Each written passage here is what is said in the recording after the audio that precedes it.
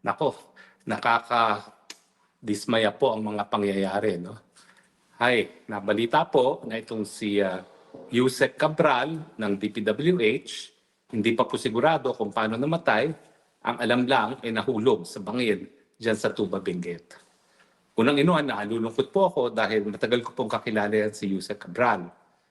Alam niyo po, nung ako'y naging kongresista, talaga naman pong lahat ng request ng mga kongresista, senador at ng Malacanang, dumadaan talaga kay Yusek Cabral. Ganyan pong kaimportante si Yusek Cabral.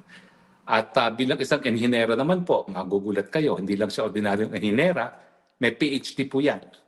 Kaya nga po mataas ang aking respeto kay Yusek Cabral. Dapat ang ginagamit nga niyang titulo, Dr. Cabral, dahil siya ay may PhD sa engineering, no? Pero hindi na niya ginagamit yung titulo niya. Ngayon, ang sabi ng driver niya, gusto lang daw makasinghot ng malinis na hangin at binaba niya sa Cannon Road ata, no? Diyan sa Tuba Benguet. Well, nalulungkot din po ako dahil ako'y taga Tuba Benguet. Diyan po ang aking tahanan sa Baguio, sa Tuba Benguet. At alam ko naman po na kung talagang kinakailangan ng katahimikan para makapag-isip, para makapagmuni-muni, talagang dyan po talaga sa bundok ng Tuba Benguet makukuha yan. Sa katunayan, nung ako po ay nasa Pilipinas pa, ay kinakailangan umuwi talaga ng Baguio Biyernes at babalik ng Lunes dahil kung hindi, ang feeling ko, hindi ko kakayanin yung buhay na magulo. So kinakailangan po talaga yung amoy ng hangin na malinis, na amoy ng pine trees at yung katahimikan ng Tuba Benguet. Ngayon, yan po siguro ang huling tanawin at huling hininga ni Yusek Cabral. Pero ang katanungan, siya ba ho ay nahulog gaya ng sinasabi ng driver na nagpaiwan lamang para makahinga ng malinis na hangin or itinulak? Well, anyway, kayo na po ang magdesisyon dyan. Sasabihin ko lang talaga kung anong alam ko sa trabaho ni Yusek Cabral. Siya po ay Yusek for planning. Ibig sabihin, wala pong budget sa DPWH na makakapasok sa budget ng departamento na hindi po inaaprubahan ni Yusek Cabral. Ganyan po siya kapangyarihan. Dahil kung ikaw ay isang congressman, senator, or even presidente, dadaan at dadaan ka sa lahat ng mga proyektong hinihingi mo kay Yusek Cabral dahil siya nga po ay planning. So kung maalala ninyo, nagkumpirma nila kung magkano ang budget ni Kong Pulong, ang tinanong nila si Yusek Cabral kasi alam ni Yusek Cabral yan. Sa totoo lang po, may listahan po yan si Yusek Cabral. Lahat ng kongresista, lahat ng senator, lahat ng opisyalis ng Malacanang, alam niya kung anong mga proyektong naipasok sa pantao ng budget. Yan po ang Yusek Cabral. Kaya po, maintindihan ninyo kung bakit kahapon pa, nung nalaman ko na siya biglang pumanaw, ako'y nagtanong na. Yan ba ay pumanaw dahil suicide, dahil aksidente, o dahil itinulak? Ang aking kutob, meron po mga gusto na patahimikin si Yusek Cabral. Ano ba ang mga bagay-bagay na lilitisin ngayon? Well, lilitisin po yung mga ghost projects. Now, para malaman natin kung sinong kumita sa mga ghost projects, yung mga kontratista naman yan ay kasabuatan lamang ng mga taong politiko. Dahil yung mga taong politiko ang tumatayong proponent ng proyekto. Hindi naman niya mabibid kung walang proponent.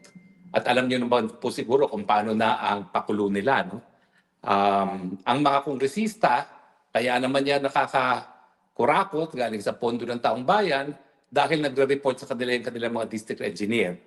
Kami mga party list noon, kawawa po talaga.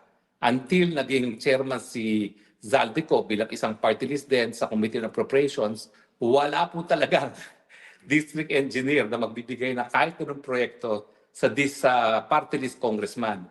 Kasi automatic po yan. Lahat ng proyekto sa isang distrito, magre-report ang district engineer sa district congressman. Pero, yan naman po, may formula dyan si Yusek Cabral na walang selusan. Hindi po maintindihan yung kanyang formula, pero lumalabas kada distrito ay merong minimum na 1 billion ang mga kongresista. Dati-rati po dati-rati, 10% kada kalye, 5% kada building. So at the average, merong 100 million ng isang congressman na tongpats.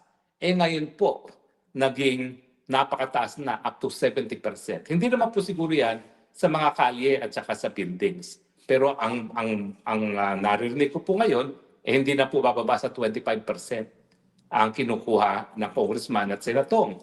So kada bilyon, meron na silang 250 million.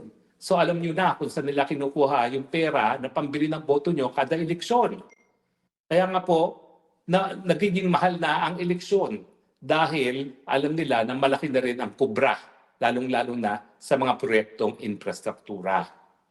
Pero nang pumasok nga po itong mga flood control, lumabas ang katotohanan. Kapag flood control, hanggang 70% napupunta sa politiko. Ulitin ko po, I'm sure kumikita mga contractors. Pero sila po ay yung mga pamamaraan para mangangurakot ang mga politiko. At siyempre, dahil sila ang gagawa, sila yung maniningil sa gobyerno at sila yung magbabayad ng SOP sa mga walang yang mga politiko. Lahat po ng proyekto sa kada distrito, taon-taon, dumadaan sa tanggapan ni Yusek Cabral. Ngayon, kapag pinag-uusapan ay ghost project, alam ni Yusek Cabral kung sino ang nag-request ng mga maanumalyang flood control projects. Dati-rati po kasi lahat ng proyekto dapat dumadaan sa Regional Development Council na pinamumunuan ni Governor Dodo Mandanas. Binaliwala na po yan. Mula nang naging presidente, ating bangag na presidente. Baliwala na po yan. Ngayon, ang budget proposals po, lahat nanggagaling nga sa mga politiko. Nabaliwala na po ang mga Regional Development Council. So kung tutuusin, baliwala na rin po ang NEDA. Kasi dapat dumadaan sa NEDA lahat ng proyekto at doon tinitignan kung meron pang pangangailangan talaga yung proyekto. Lahat po yan, nabaliwala. Lahat po ngayon dumadaan sa mga politiko. So Yusek Cabral, ngayon siya'y pumanaw, dala-dala niya ang listahan kung sino ang mga nag-request ng mga manumalyang flood control projects. Kasi po, ang mangyayari dyan, magtuturuan yan. Sasabihin ng congressman, hindi ako yan. Senatong yan. Sasabihin ng senatong, hindi ako yan. Kongresista yan. O di naman kaya, yung senatong at yung congressman, hindi ako yan. Malacanang yan. Yan po talaga ngayon ang dapat nating isipin. Hindi lang alam ni Yusek Cabral kung sino ang congressman at senatong na naging proponent ng isang flood control project, alam din niya ang mga proyekto na hiningi ni Marcos Jr. galing sa Malacanang. Pagtugma-tugmain natin ang mga pangyayari. Hindi ba sinabi ni Zaldico na ang Marcos Bangag ay sinabihan siya na mag-insert ng 100 billion last minute. At nagsulat nga si Zaldico na hindi po pwede yan. Kasi saan mo kukunin yung 100 billion kung hindi mo babawasan yung ibang mga proyekto? Diyan daw nagsimulang nagalit ang Marcos Jr. kay Zaldico. Alam ngayon ni Yusek Cabral kung ano yung mga proyekto totaling 100 billion na isiningit ni Marcos Jr. Wala na pong ibang nakakaalam dyan kung hindi si Yusek Cabral lang. Diretso po yan from Malacanang to Yusek Cabral. Ito pa po ang talagang nakakagalit. Alam nyo ba na itong 2026 budget hindi pa nalalagdaan, nagpasok na naman ang Marcos Jr. ng 100 billion insertion.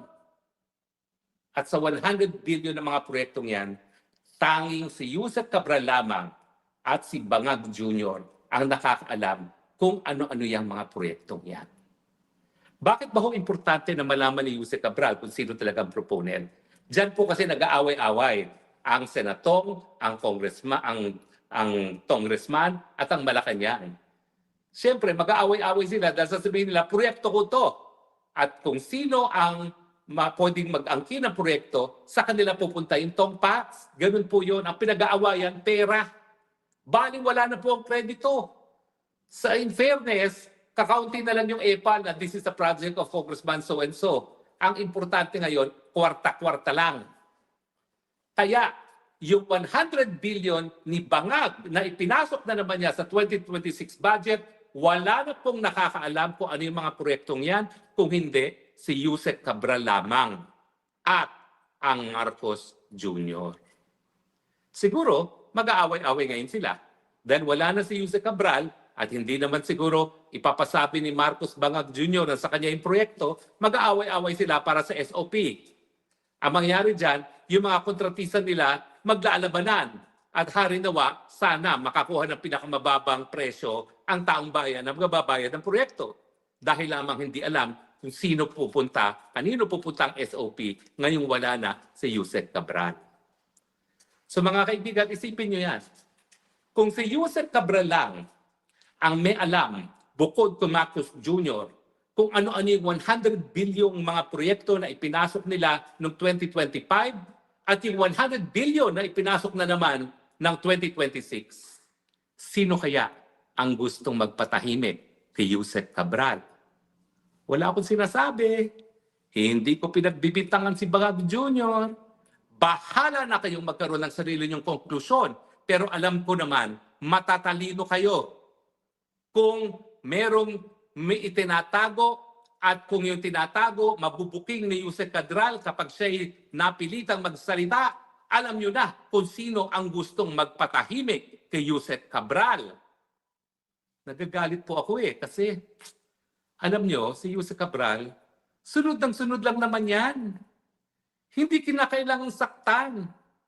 Siya, alam naman niya na kung ikaw ay makapangyarihan, kung ikaw ay presidente, susunod lang naman siya. Bakit kinakailangan pang saktan? Bakit kinakailangan pang patayin? Pero wala po akong sinasabi, wala akong pinagbibintangan. Ang sinasabi ko, kayo ang maghusga. Sino ang makikinabang kung mapapatahimik si Yusek Cabral ngayong may aligasyon na merong 100 billion na insertion ng Marcos Jr., hindi lang noong 2025 national budget, kung hindi na rin yung 2026 national budget. Pero siyempre, marami pa rin mga naisang patahimikin. Nung gusto nilang diinan si Pulong Duterte, ang tinawag nila si Yusek Cabral na nag-certify. Merong ang 52 billion ang Pulong Duterte. Pero nung lumalabas na meron din 56 billion ang distrito ni Sandro Marcos, si Yusek Cabral din ang nagkumpirma. Meron din 26 billion si Sandro Marcos. So ang pinaglalabanan na lang, hindi yung kung nakakakuha ng malaking pondo ang mga anak ng presidente, siguro maintindihan na natin kung bakit yung distrito ng mga presidente makikinabang kapag ang isang distritong yun ay maging presidente. Kung hindi, ano ngayon yung mga proyekto ng mga anak-anakan na ghost or substandard or honest to goodness. Ang sinasabi ko lang naman, ako, miski 52 billion yung pipulong, ako'y nakadaan na doon sa coastal road ng Davao. At nakita ko talaga na parang naging first world ang Davao in such a short period of time dahil doon sa mga infrastruktura na pinatupad through the office of Congressman Pulong. Ako naman po nanggaling din sa Ilocos Norte. At ako naman po ay wala akong nakitang mga bagong proyekto dyan sa Ilocos Norte. Pero napakadali po makahanap nito mga proyektong ito. Hanapin nyo lang kung nasan yung coastal road. Maintindihan nyo na kung saan ginamit ni Pulong Duterte yung 52 billion. Back to Catalina Cabral, alam din po niya kung ano yung mga maanumalyang proyekto, ano yung mga ghost project, ano yung mga substandard project, at kung sino talaga ang nakinabang. Ibig sabihin, kung napasalita si Yusek Cabral, napakadali po nating litisin yung mga politiko, kasama na po siguro yung mga taga-Malacanang na nagkaroon ng ghost project at substandard projects. Ngayon po, bagamat sabi ni Marcos Jr., hahabulin niya itong mga kurakot nito, mahihirapan na po tayong sila ay mapatunayan nagkakasala dahil wala na yung tao, kaisa-isahang tao na nakakaalam kung sino ang mga nasa likod ng mga infrastructure projects na pinapatupad ng DPWH. Well, siguro po, sapat na yan na ako'y pinag-iisip ko kayo kung sino makikinabang doon sa pagpanaw ni Yusek Cabral. Siguro naman, kayo'y kumbinsado na hindi rin tumadon si Yusek Cabral. Bakit? Kasi nagkaroon siya ng interview bilang isang distinguished female engineer nang sinasabi niya, meron talaga siyang fear of heights, phobia. Ang tao ba na mayroong fear of heights ay talagang sisinghot ng malinis na hangin ng tabing bangil? O yan ba ay itinapon na lang sa bangil? Baka naman wala ng buhay nang tinapon na sa bangil. Ang sa akin, no, kababaeng tao ni Cabral, balidosa pa nga, ibig sabihin, hindi naman niyang karatista, hindi naman niyang gaya ni Sara Duterte na talagang mambubugbog. Nakikita mo, balidosang balidosa, babaeng babae, mahinhin. Bakit ganun pa ang ginawang katapusan sa buhay ni Yusek Cabral? Ganong tahimik naman yung tao. So far, wala naman siyang dinadawit. At kung kakilala ko si Yusek Cabral, baka magpakulong na lang yan kesa kumanta pa. Dahil alam niya na kapag siya'y kumanta, baka siya mapatay. Ang masakit, mukhang namatay siya dahil merong ang gustong magpatahimik sa kanya. Hindi po ito ang kauna-unahang pagkakataon na merong pumanaw dyan sa DPWH dahil merong mga gustong itago na mga bagay-bagay. Meron na pong inhinero sa Ilocos. Nagtataka ba kayo kung bakit napatay? Abay, itong inhinerong ito, pinalabas din na aksidente daw. Pangalawa na itong pagkamatay na aksidente daw. Pero hindi naman kapanipaniwala ang mga circumstances para sabihin na talagang aksidente ang mga pangyayari. At meron pang isa na magsisiwalat sa ng katotohanan dyan sa Sorsogon. Patay din. Aksidente rin. Bakit kaya napakadaming mga aksidente ngayon sa mga engineers na nagtatrabaho sa DPWH? Ngayong ang taong bayan ay galit na galit sa korupsyon dahil nga hindi lang sa flood control projects, kung hindi sa mga infrastructure projects na alam nating pinagkakakitaan ng mga politiko. Ano na nangyari sa Pilipinas? Kaisa-isang Kristiyanong bansa sa daigdig. And yet, nagkakaroon na ngayon ng mafia-style patayan para lamang mapatahimik ang mga nagpapatupad ng mga infrastructure projects dahil tanging sila lang ang nakakaalam kung sino ang mga kumita sa mga proyektong yan. Dahil sila mismo ang nagdi-deliver sa mga tao na kinakailangan pagdeliveran ng tongpats. Di ba ho nakakalungkot? Mafia-style killings ngayon sa Pilipinas sa panahon na sumisigaw para sa katarungan ang taong bayan. Pasensya na po kayo, yung mga kaibigan ko sa Maisog, isa-isang pumapasok, so napapasama sila sa broadcast. Okay lang po. Tatanungin ko sa kanila kung gusto nilang bumati. Okay? Pero kasama ko po ang mga Maisog at DDS. Sa akin po, malungkot ako. Kasi ang aking alaala naman kay Yusek Cabral, she was a very kind person. Kadalasan, hindi niya ako matulungan.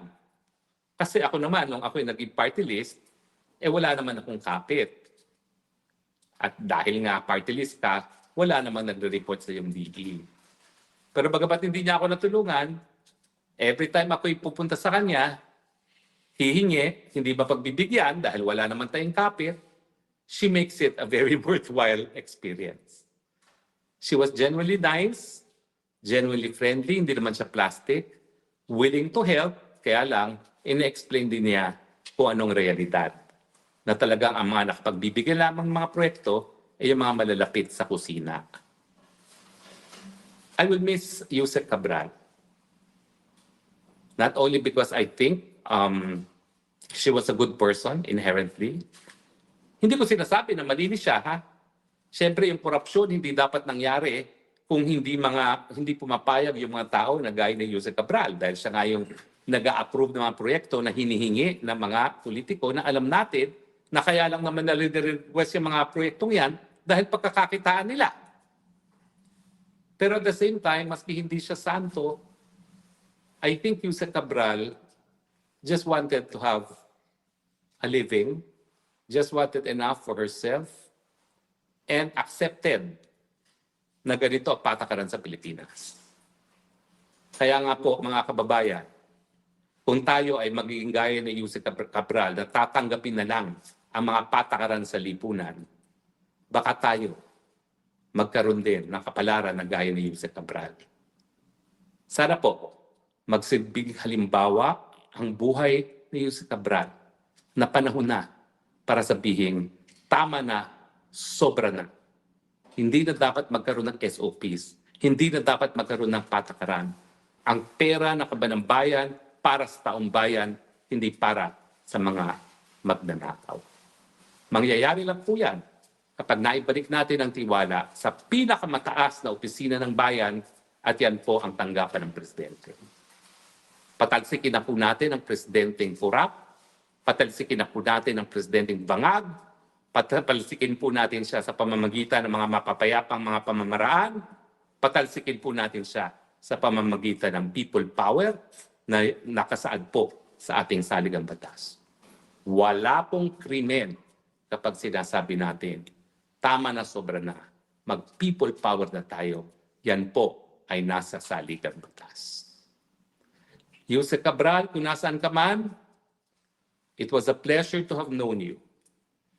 I'm sorry I cannot say that you were a saint, but I'm sorry too that it had to come to an end in this manner. You did not deserve this. No one deserved this. Lalong-lalo na alam natin na pinatahimik ka lang ng mga korap.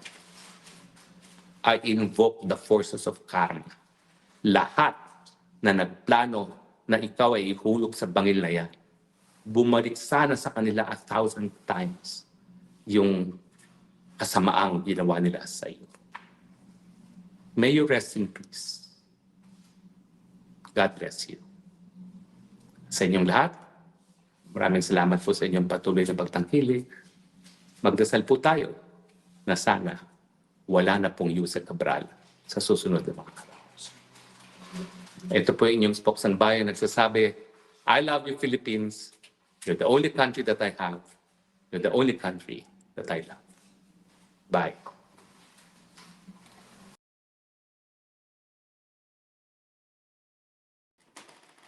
Magandang araw sa inyong lahat po, ha? Nako, thank God it's Friday. Nako, ako po mamaya ay maglalamierda. Dahil napaka-busy po nitong week na ito. Ang daming inayos at lahat naman po ng dapat ayusin ay naayos, no? Pero talaga, I'm so thankful it's Friday. At ngayong araw po, mag-aalas 12 na, easy-easy lang po ako. At talaga naman pong kinakailangan mag-easy-easy dahil kahapon ako po ay inatake ng hika at ng bronchitis. At mabuti na lang po talaga dito sa Europa, meron silang mga new generation drugs. Mga panghitit, yung mga tawag dyan, yung mga pinapuff, at saka mga bagong gamot na napaka-epektibo na nawawala talaga ang hika. Ako, in my case, first time na nawala yung hika ko na overnight lang matapos akong uminom ng tableta at nag-puff. Napakagaling po ng mga gamot na ibinibigay dito ng mga doktor. No? So, bow po ako sa kanila. No? Dahil sa Pilipinas, pag ako'y nag-bronchitis, napakatagal po talaga niyan. No? At nung minsan nga, ako'y nag-bronchitis din dito. Ang problema, hindi ako talaga kumuha ng gamot sa doktor dahil sabi ko naman, alam kong katawan ko, alam kong gagawin ko. No? Pero natagalan po yung huling pagkakasakit ko ng bronchitis. Pero ngayon, God is good, overnight lang ang naging sakit ko. At mamaya, makakapanood na naman ako ng opera. Anyway, kahapon po pinag-usapan natin si Ramil Madriaga. Ito po yung nagsasabi na siya daw ay bagman para kay VP Sara. Pinasinungalingan ko po yan dahil ang pagkakakilala ko kay Ramil Madriaga, isang convicted kidnapper for ransom na naabsulto ng